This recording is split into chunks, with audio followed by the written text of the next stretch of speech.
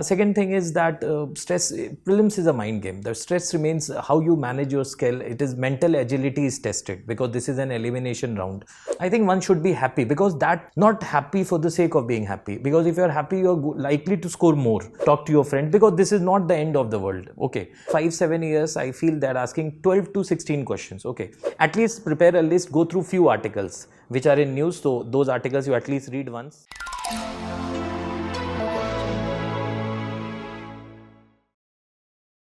Hello everyone, today I am joined by Amil Hasan Sir of VisionIAS, who will be guiding us through what should be done towards the final leg of UPSC Prelims 2025. Sir will also be sharing some of his key insights on preparing polity at this last juncture. Sir, welcome to the discussion. Thank you.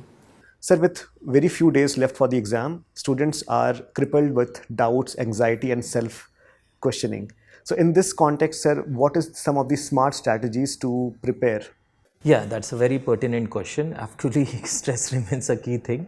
I would, if they have being honest, if they have studied for the entire year, I'm sure it will give them some relaxation. But prelims definitely is a mind game.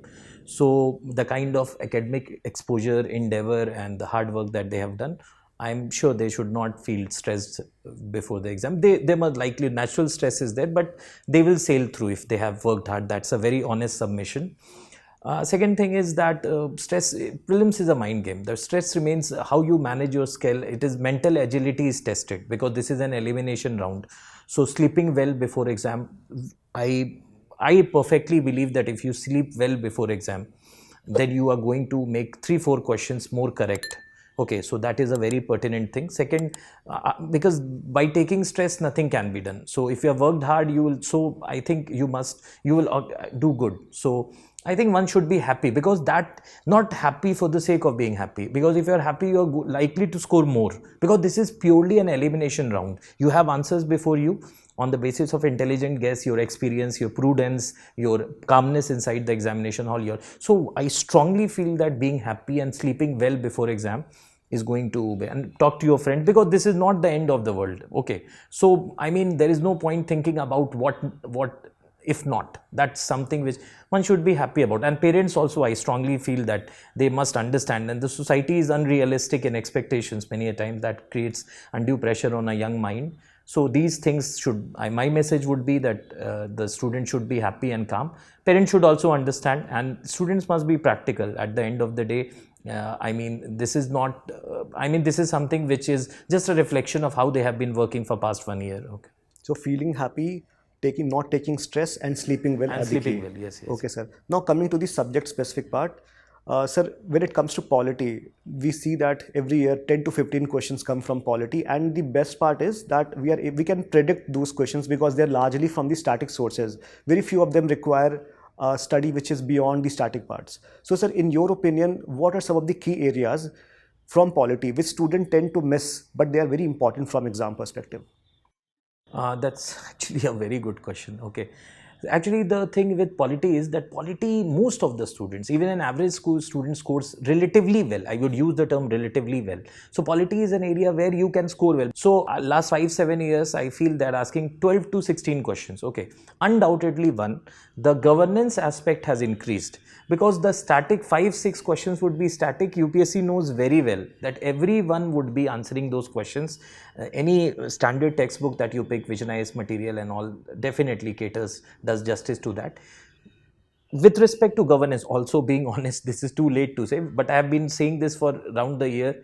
With respect to governance, that is something where UPSC has been asking questions from governance in the prelim stage, not core from the governance. Second, last 4 years they have explicitly asked articles, which was not the case of UPSC for so many years. Last year they mentioned article 109 and 110.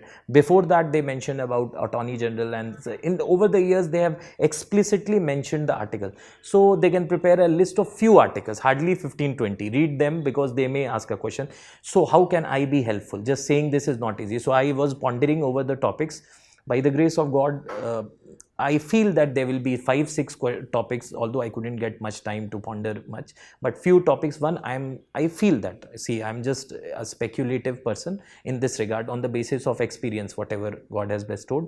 Article 31C is likely to be asked, read with 39B and C. So this I am saying that 31C read with 39B and C because there was a judgment, Property Owners Association versus State of Maharashtra first. Second, the Honorable Vice President has been very active and has made statements. So there can be a question on the Office of Vice President. Third important thing, as many of the faculties have rightly said, Article 200 of the Constitution read with Article 111. 200 is assenting of bills by the governor and 111 by the president, and everything that hovers around the office of governor. So Article 31C read with 39B and C.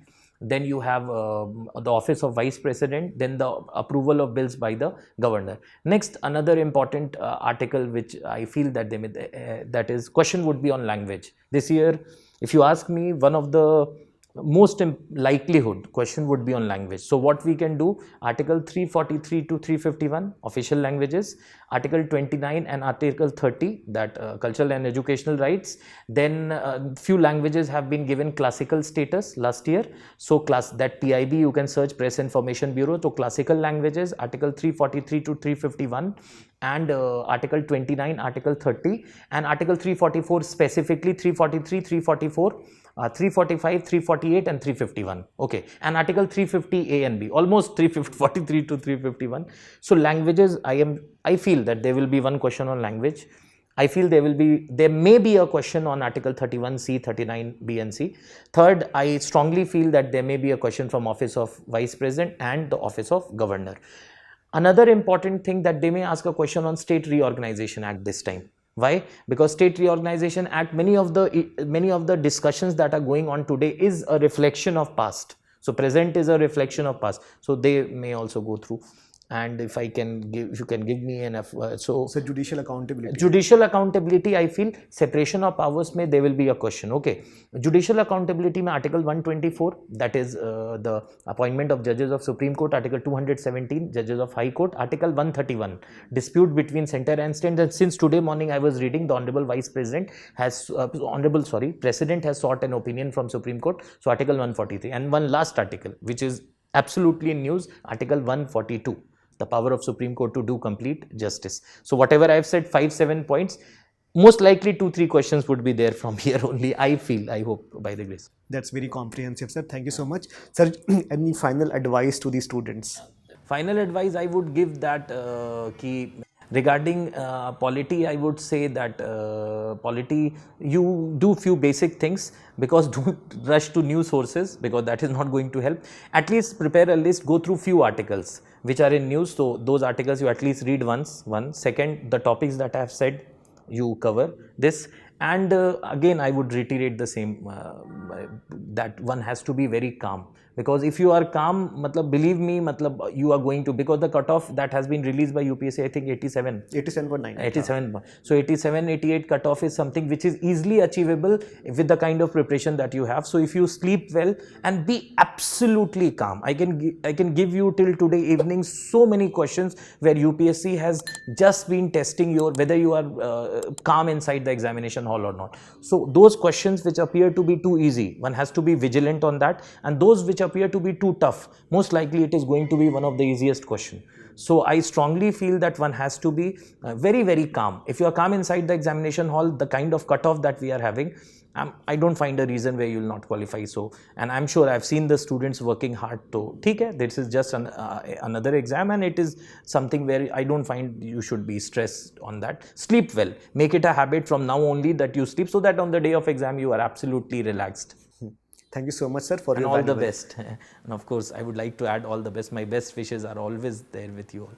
Thank you so much, sir, for your valuable insights. Thank you. Thank you. Dear student, with this we end the discussion. We hope this conversation was useful to you. All the best.